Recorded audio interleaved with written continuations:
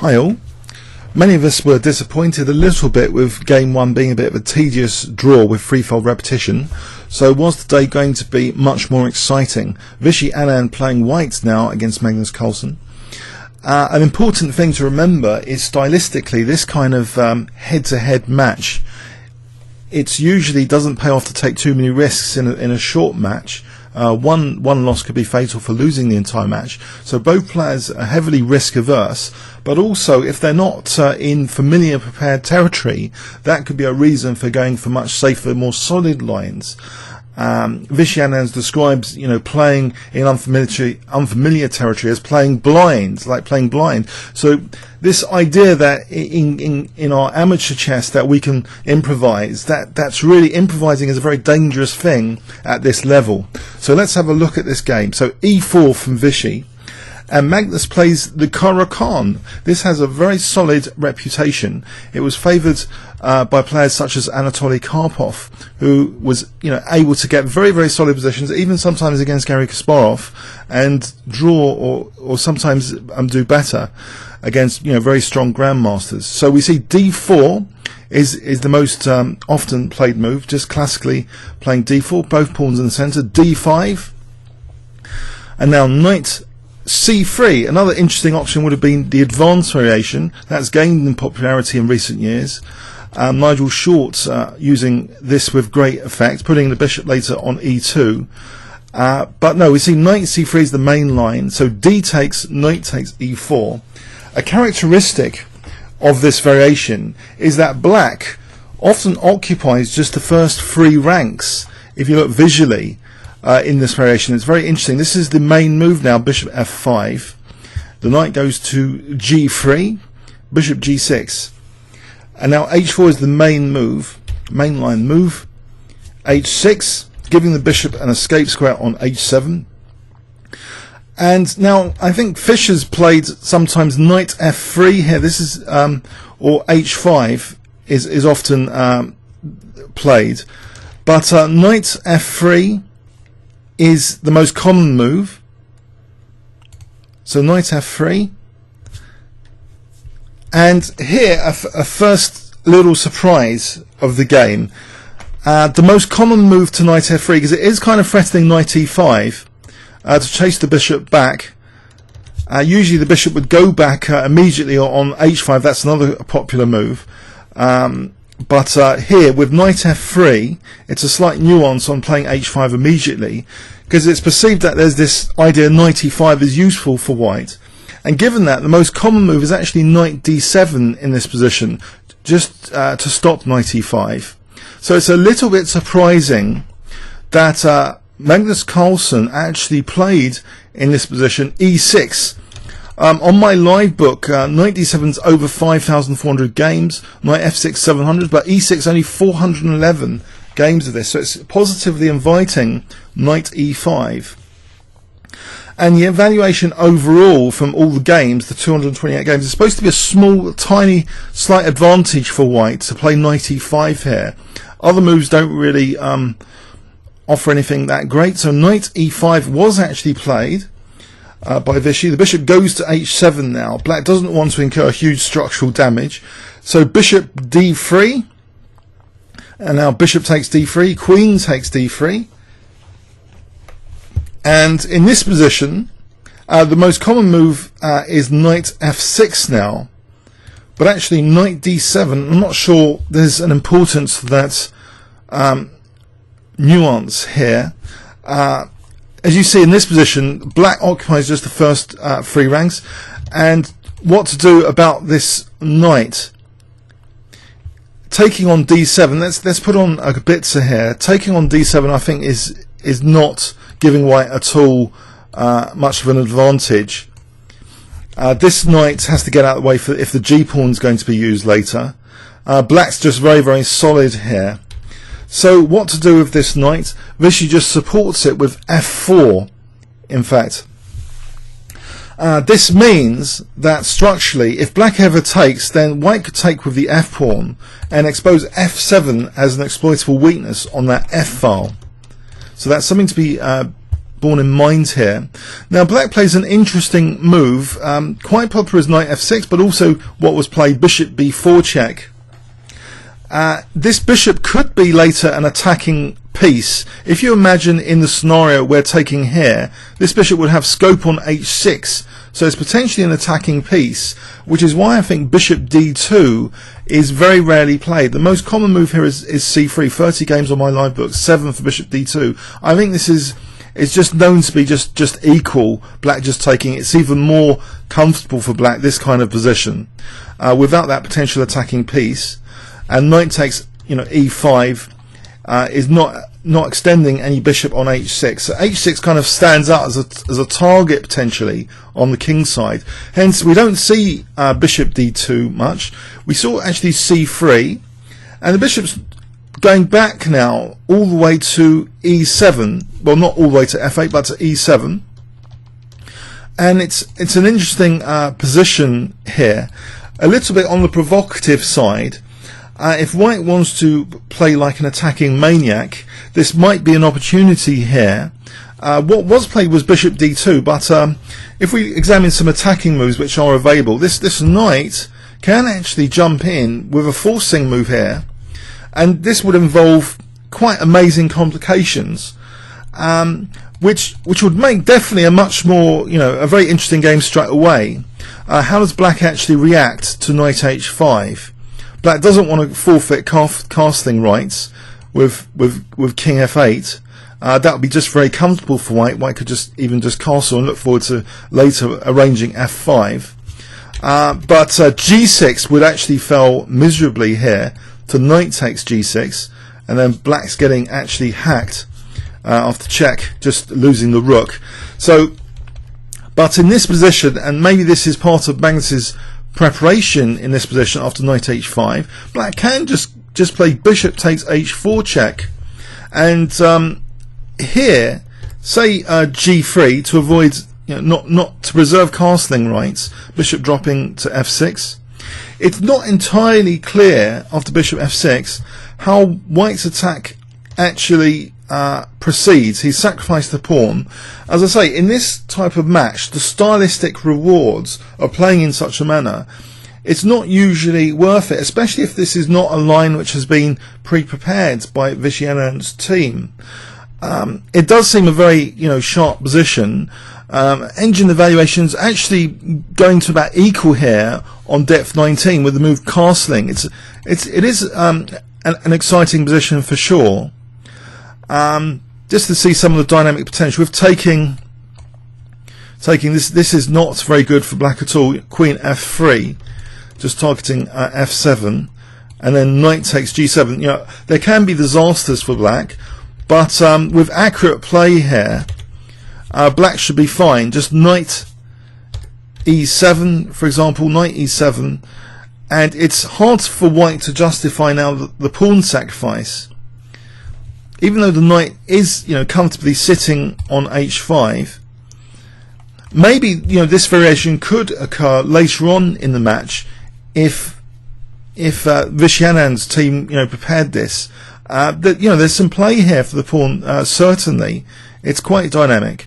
But in the game, we see after bishop e7, instead of going in for that knight h5, the move bishop d2. But before we just go on to bishop d2, another interesting maniac alternative, knight g6, another forcing move in the position, trying to exploit black's lack of development here. Just f takes, queen takes g6. Again, it's not clear cut here what white's got for the sacrificed piece.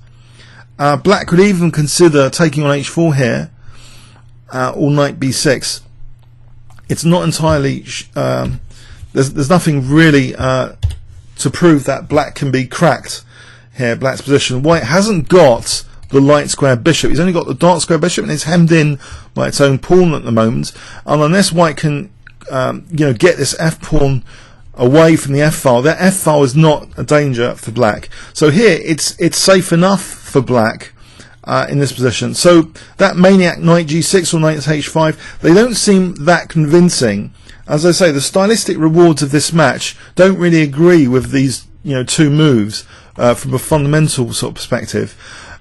So bishop d2 does have the idea, though, that we might get opposite side castling, because the knight is actually inhibiting black trying to castle on the queen side, because it's eyeing f7 at the moment.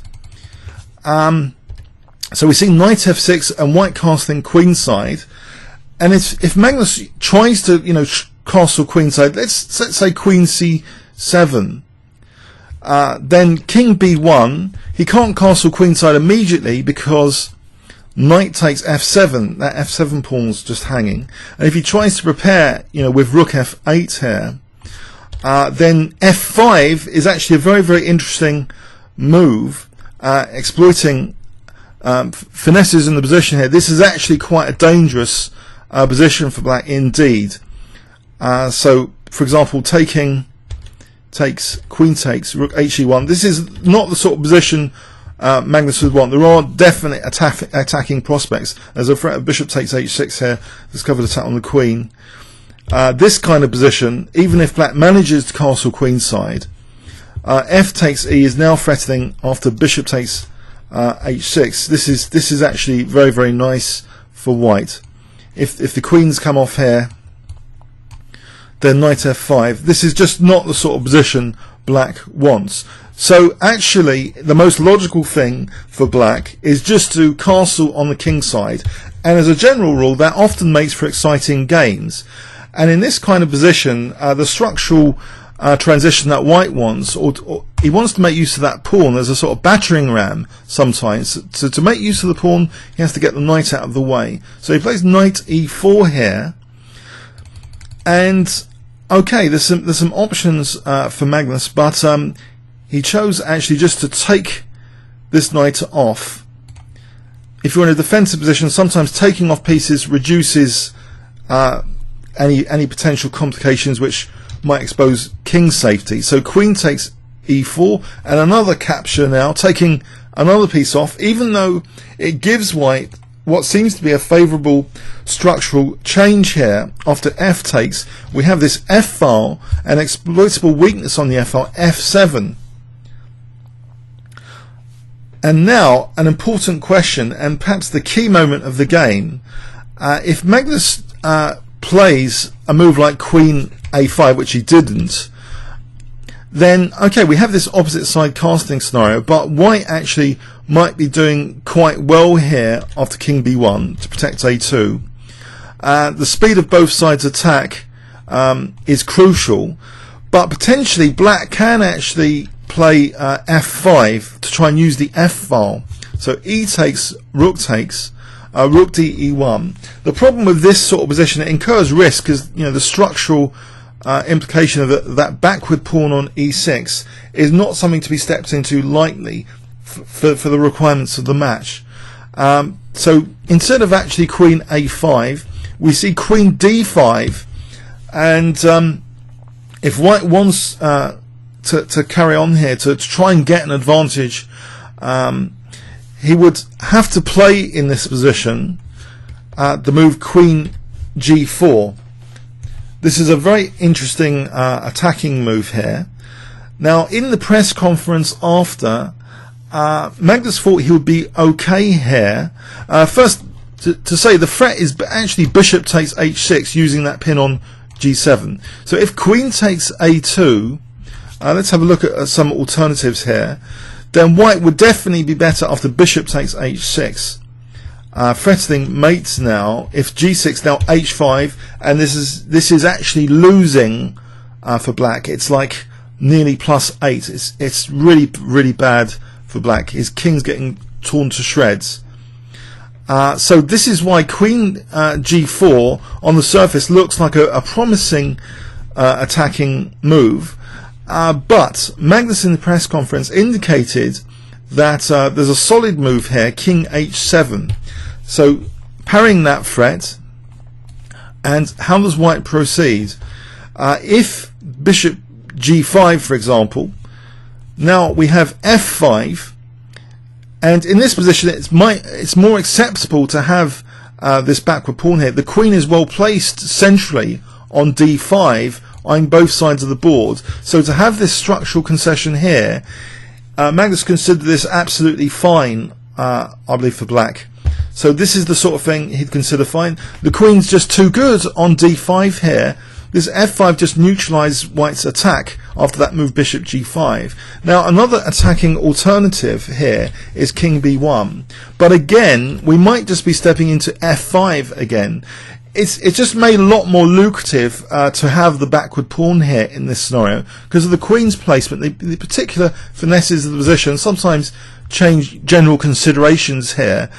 Instead of actually rook takes f6, I think bishop takes f6 is a bit safer, not to go into any bishop g5s. But Magnus, I think, mentioned rook f6. Even here, bishop g5, rook f7, it should be okay, this position, with the backward pawn. It's swings and roundabouts, really. So this is a critical moment here after queen d5, is queen g4, king h7.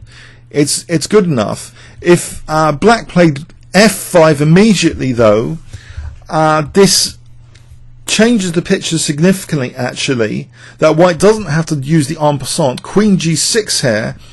But even this variation, this is an interesting variation. Queen takes h2, bishop h6, rook f7. White has the aggressive g4. But black can, technically it seems, survive this position with f4. And even if he loses the f4 pawn now, like this, potentially a5, black is actually coming in with this undermining operation to a3, and it should guarantee equality. So even losing the f pawn, this should be guaranteeing a draw, this position of so taking check, and this should be drawing this sort of position here. White would have to do something like rook c2, because if king e2, bishop c1. So we have this scenario where, again, it's going to be a draw even if black loses the f pawn here.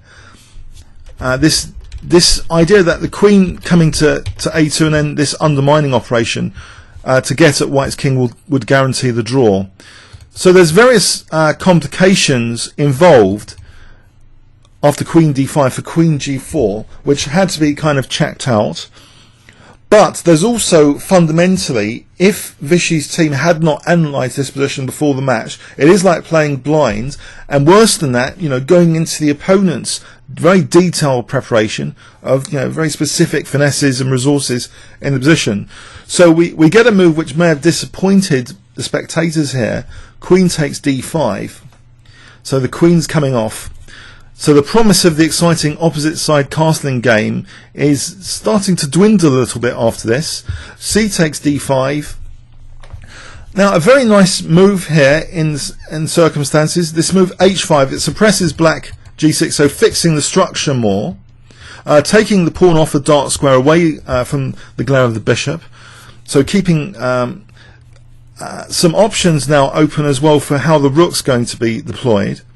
B5 signals what's called a minority attack. Even though it's a kind of minority of pawns over here, if they can create structural damage, like isolate a pawn here or create a backward pawn here, that's often in black's favour. But because of all the simplification, this isn't like the end of the world here, this minority attack. And in fact, Vishy can start now to think about f7, but also the king side generally, and he plays a very, very nifty move in this position indeed, which also echoes being able to defend against b4 even. He plays the move rook h3. b4 just looks a little bit on the unsound side if black tried b4 here. White could just consider just taking that. With simplified material, white can actually try and make use of that c file and consolidate here. This has to be proven as a pawn sacrifice. So Magnus prepares b4 just methodically with a5, but now rook f1, and there's something in mind here which can secure a rock solid ironclad draw here for white, because now the rook at the moment is protecting f7. Magnus keeps that rook on f8 protecting f7 and uses the other rook for rook ac8, as though b4 might be of interest. But here we see rook g3 and there's a threat of bishop takes h6 here. And the rook is also this defensive role against b4's here, so b4 is not really convincing at all here. You can't allow h6 to drop. You know, if b4, bishop takes h6 takes, this is just horrible. After b takes c3, the rook is protecting c3, and just white's winning this actually. He's going to have rook takes g7 next. So black has to do something else for this h6 pawn in this position. So he plays actually king h7, and now that kind of weakness of the last move, f7, is neglected a little bit, and we see rook gf3, and a critical moment again. Does Magnus, in this kind of situation, now it's without the centralized queen, it's a completely different configuration now for considering the impact of playing something like f6. But if f6 is played, we're left structurally with a backward pawn, which would give white potentially a significant advantage. This represents actually a very, very big risk to play such a move, to leave structural weaknesses and targets, particularly the e6 pawn on that file. So for example, if e takes f, bishop takes, then white could now play king b1 to give the option of c takes if b4 here. Now with this sitting target here, this is actually potentially quite dangerous for Magnus. For example, like this, g4, and white, you know, black's just waiting around here, and white could start to build up significant pressure on e6. If black ever tries b4 again, you know, we've got a situation. Well, actually, also tactically, there's some tactical ideas, even sacking the exchange here, because h6 is still a target for the bishop. So this is quite dangerous for black, not just because of the structural issue of e6, but here even something like rook takes f6 could be quite dangerous for black. This kind of exchange sacrifice here, if white gets this pawn, it's two connected passed pawns, and the evaluation should surely start going up for white here, potentially. So these kind of issues are not needed though in the position. If Magnus Carlsen's black wants to have to be much more risk averse here, he doesn't want to use f6 unless he's absolutely like desperate to create imbalances and structural weaknesses in the position. He just played king g8 instead. It comes down to this fundamental question, really: what style, you know, is being rewarded? You know, they're not playing a blitz game, a bullet game where, you know, you don't really care about structure. You know, you're just going for play, complications, pressure on the opponent. No, this is a match where one mistake, one loss could be fatal for the whole match. All the rest of the games could potentially be drawn. So both sides don't want to take unnecessary risks. So we see king g8, and now rook g3, again renewing the threat of bishop takes h6, and to the disappointment, bitter disappointment of spectators worldwide and the mass media interest and hype surrounding the match, unfortunately we've entered another threefold repetition scenario, because black really doesn't want to commit to f6. It's to do with style of the match, how the style of the match is dictating things. Now both players were asked, I mean, they agreed actually a draw here. So at move 25, we've had a few more moves, I think, than yesterday, but they were both asked, do they agree with the structure of the match? They both said they can't ask those sort of questions, they just get on with it. That's the system, they work within the system. But Vishy Anand has played in a number of different styles and formats. You know, even when FIDE went nuts with this yearly knockout event, Vishy, you know, did well in that. There were all sorts of formats where Vishy has excelled at. So, you know, he plays the stylistic requirements of the match. And okay, as white, it might be a little bit of a disappointment to have a draw.